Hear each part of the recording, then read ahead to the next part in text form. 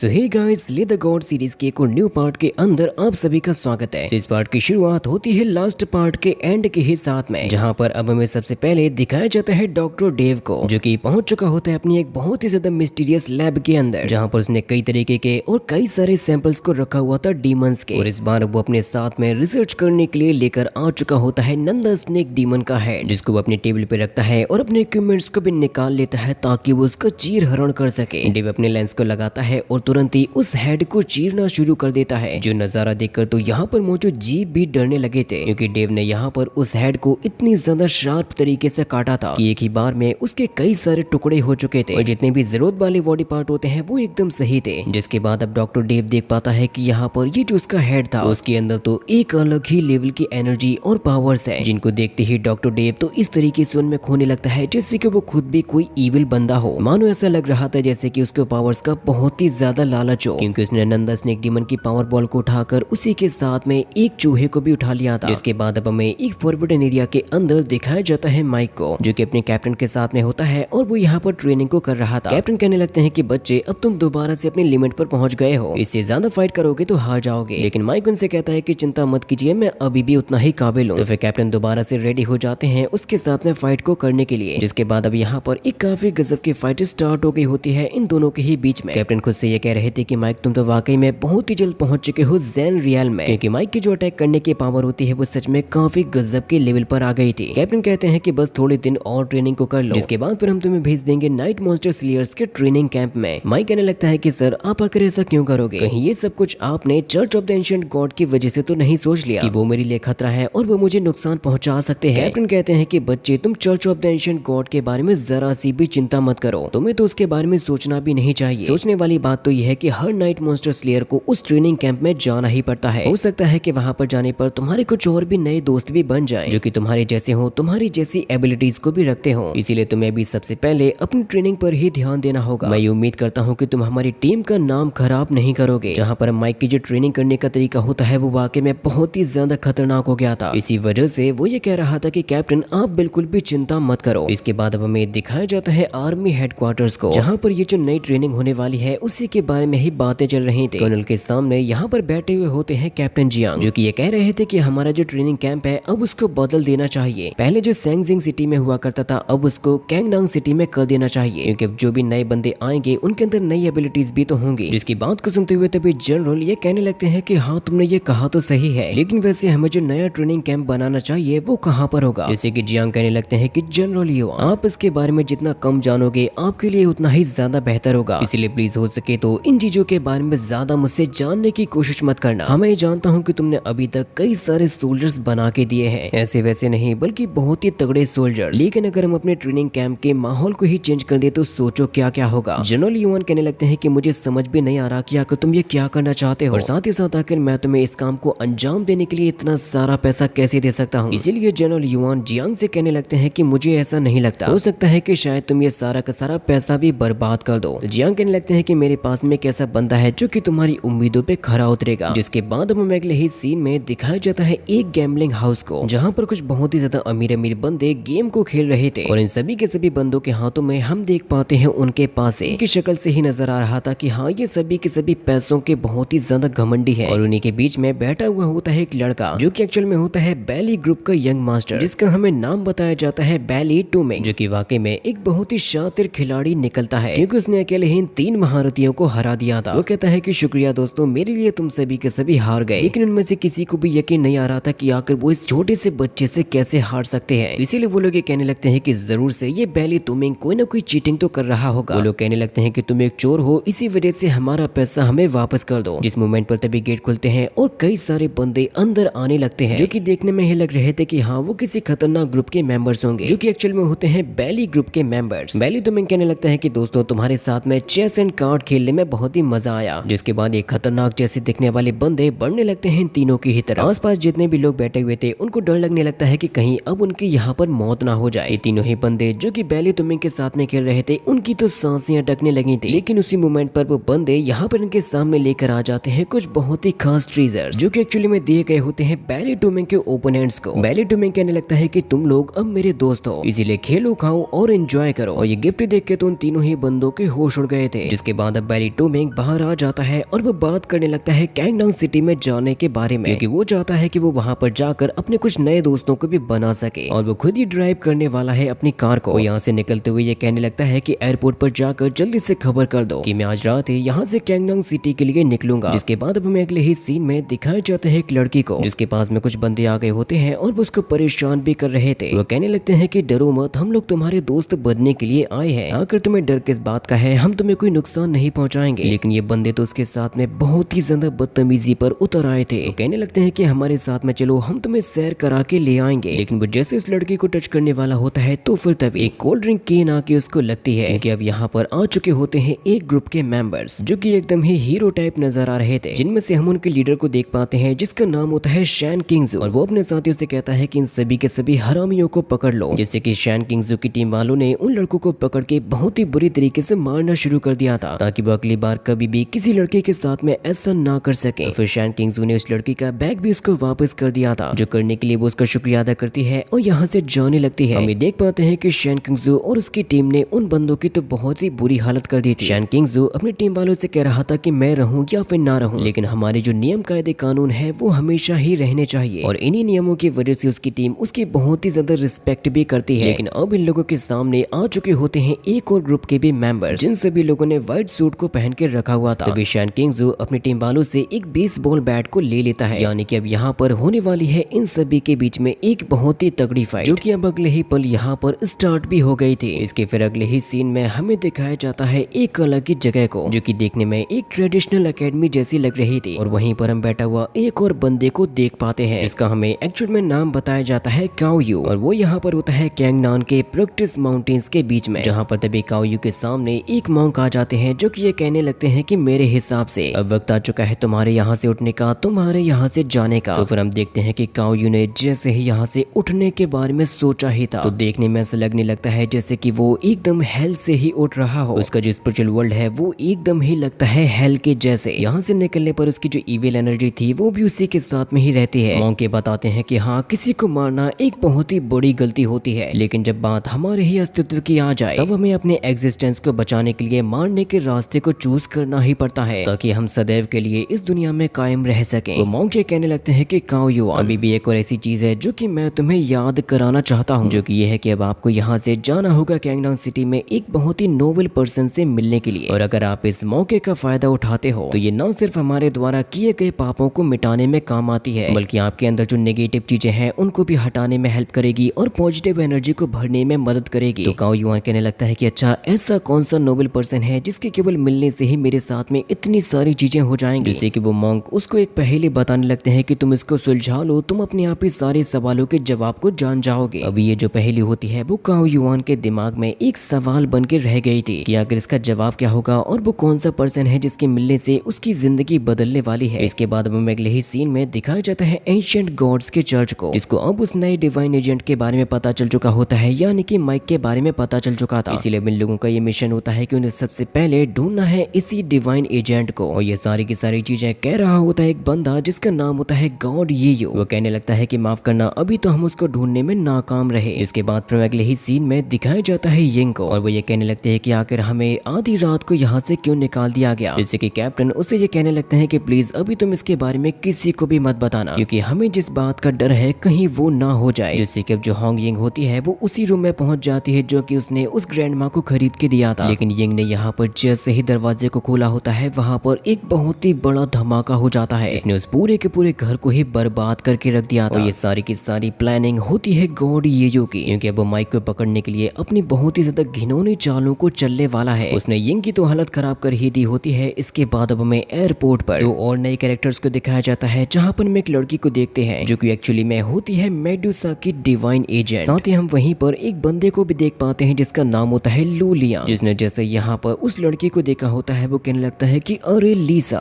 कितना समय हो गया तुमसे मिले हुए। तो लीसा भी कहने लगते हैं कि मेरे लियांग, मैंने कितना याद किया है तुम्हें, तुम्हारे बिना कैसे समय को गुजारा। तो फिर ये दोनों ही एक दूसरे की तरफ बढ़ने लगते हैं और गले लगाकर किस भी करने लगते हैं, जो कि मुझे डिवाइन एजेंट कम लेकिन ठरकी ज्यादा लग रहे थे। जिसके बाद अब हम अगले ही सीन में एक और बंदे को देख पाते हैं जिसका नाम होता है हान शाओयुन, और वो ये कह रहा था कि मुझे उस स्पेशल वाले डिवाइन एजेंट को ढूंढना ही है, कि वो अपने साथ में मिलाना चाहता है सभी की सभी डिवाइन एजेंट एजेंट्स को। लेकिन फिर तभी हम देख पाते हैं उस गाड़ी के पीछे लगे हुए कुछ और भी गाड़ियों को जो कि अपने एक मिशन को अंजाम देने के लिए जा रहे थे। तभी कैप्टन होंगिंग से कांटेक्ट करते हैं कि मुझे बताओ कि क्या तुम ठीक हो। तो होंगिंग ये बताती है कि हाँ मैं एकदम ही ठीक हूँ, क्योंकि वो भी एक डिवाइन एजेंट ही है। कैप्टन से पूछते भी है कि होंगिंग मुझे बताओ कि आखिर वहाँ पर क्या हुआ। जहाँ पर अब होंगिंग को अपने सामने नजर आता है church of the ancient God का बंदा, जिसके साथ में फाइट करने के लिए होंगिंग एकदम रेडी हो जाती है और वो अपनी स्पीयर को निकाल के अपना one of the strongest attack भी कर देती है। लेकिन होंगिंग ने ये अटैक उसको मारने के लिए नहीं किया था, क्योंकि उस बंदे ने अपने डिफेंस में कुछ भी नहीं किया था, क्योंकि वो तो एक्चुअली में बात करना चाहता है, वो तो सौदा करना चाहता है। वो हर एक डिवाइन एजेंट के पास में जाएगा उनसे सौदा करने के लिए, और जो भी उसकी बात को मानेगा वो उसका साथ देंगे, नहीं तो उसको मार देंगे, क्योंकि गॉड येयो को किसी भी हाल में मौत चाहिए माइक की। इसी वजह से कैप्टन और टीम के सभी मेंबर्स को सबसे ज्यादा चिंता हो रही थी माइक की, वो किसी भी हाल में church of the ancient God के हाथों में नहीं लगना चाहिए। तभी माइक देखता है कि वो रास्ते में चलते हुए पहुंच गया है जीनान माउंटेन्स के पास में, जो कि कैंगडोंग सिटी के पास में ही पड़ते हैं। माइक अपने साथियों से ये कह भी रहा था कि आखिर मेरे इतने ज्यादा सामान को क्यों लाया जा रहा है। उसके इसी रास्ते में जाते हुए ये एपिसोड भी यहीं पर ही खत्म हो जाता है। आई नो कि ये एपिसोड काफी ज्यादा कंफ्यूजिंग था, बट नेक्स्ट एपिसोड अमेजिंग होगा।